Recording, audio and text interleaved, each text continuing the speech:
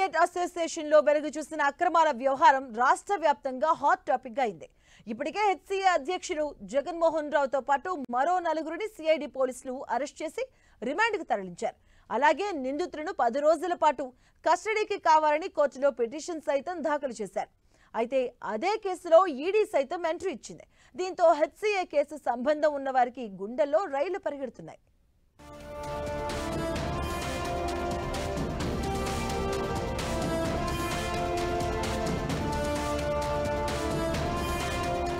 HCA అక్రమాల వ్యవహారం రాష్ట్ర వ్యాప్తంగా కలకలం రేపింది. ఓవైపు సిఐడి దర్యాప్తు కొనసాగుతుండగానే మరోవైపు ఈడీ అధికారులు సడన్ ఎంట్రీ ఇచ్చారు. హెచ్సీఏపై నమోదు చేసిన కేసుల వివరాలు ఇవ్వాలని సిఐడికి లేఖ రాశారు. ఎఫ్ఐఆర్, రిమాండ్ రిపోర్ట్, కేసు వివరాలు, వాంగ్మూలాలు ఇవ్వాలని లేఖలో కోరారు.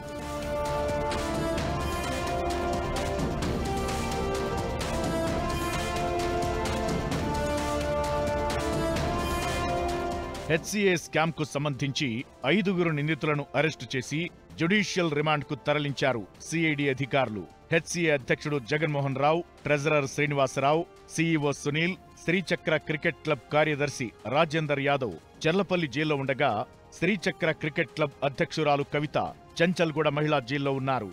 ఈ క్రమంలోనే హెచ్సీఏ కేసుపై ఈడీ అధికారులు సైతం ఫోకస్ పెట్టారు.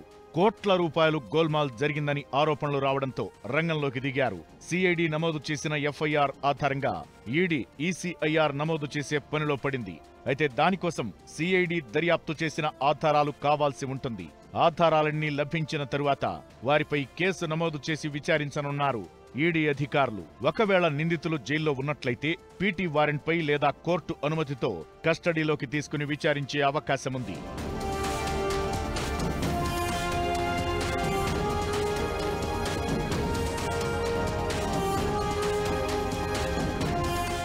మరోవైపు పరారీలో ఉన్న ఏటో నిందితుడు Hyderabad Cricket Association secretary Devaraj Ramachandra కోసం సిఐడి ప్రత్యేక బృందాలు గాలింపు చర్యలు ముమ్మరం చేశాయి. త్వరలోనే దేవరాజు రామచందర్ని అరెస్టు చేస్తామని సిఐడి ఉన్నతాధికారులు చెబుతున్నారు. హెచ్సీఏలో జరిగినటువంటి అక్రమాలపై అక్రమంగా ఎంట్రీ ఇచ్చిన జగన్మోహన్ రావుపై సిఐడి తీవ్రస్థాయిలో అభియోగాలను మోపింది. రిమాండ్ రిపోర్ట్లో చోటు చేసుకున్న నకిలీ పత్రాలు, ఫోర్జరీలు, నిధుల వినియోగం, పత్రాలపై సంతకాల ఫోర్జరీ లాంటి అంశాలు వెలుగులోకి వచ్చాయి. రాజీవ్ గాంధీ ఇంటర్నేషనల్ క్రికెట్ స్టేడియంలో మే 2024 కంటే ముందే జరిగిన ఘటనల నేపథ్యంలో తెలంగాణ క్రికెట్ అసోసియేషన్ ప్రధాన కార్యదర్శి గురువారెడ్డి జూన్ 9న ఫిర్యాదు చేశారు. జగన్మోహన్ రావు హెచ్సీఏ ఎన్నికల్లో నకిలీ పత్రాలు, తప్పుడు అటెస్టెడ్ సంతకాల ఆధారంగా అభ్యర్థిగా నిలిచి అధ్యక్షుడిగా గెలిచారని ఫిర్యాదులో పేర్కొన్నారు. ఈ మేరకు ఆయనపై ఐపీసీ 465, 468, 471, 403, 409, 420 రెడ్ విత్ 34 సెక్షన్ల కింద కేసు నమోదు చేశారు.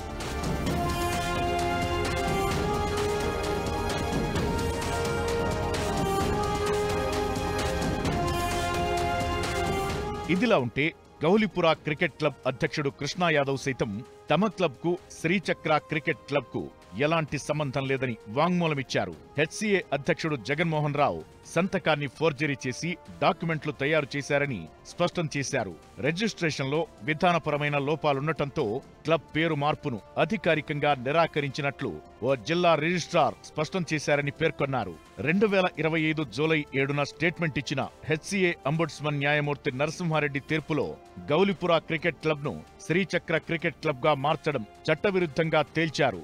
ఎఫ్ఎస్ఎల్ అందించిన రిపోర్ట్లో శ్రీచక్ర క్రికెట్ క్లబ్ పేరు మార్పునకు ఉపయోగించిన సంతకాలు క్లబ్ యజమాని అసలైన సంతకాలకు సరిపోలడం లేదని తేలింది. దీంతో సంతకాల ఫోర్జరీకి బలమైన ఆధారాలు సిఐడికి అందాయి.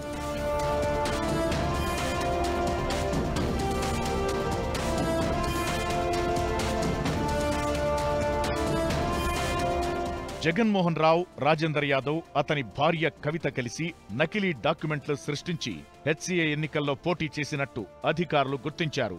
ఎస్ఆర్హెచ్తో ఉన్న వివాదంలో ప్రభుత్వం నియమించిన విజిలెన్స్ రిపోర్ట్ను కూడా సిఐడికి అందించినట్లు సిఐడి ఉన్నతాధికారులు చెబుతున్నారు. ఇలా హెచ్సీఏ అక్రమాల వ్యవహారంలో సిఐడి దర్యాప్తు చేస్తుండగానే ఈడీ సైతం ఎంట్రీ ఇవ్వడంతో తెలుగు రాష్ట్రాల్లో చర్చకు దారితీసింది.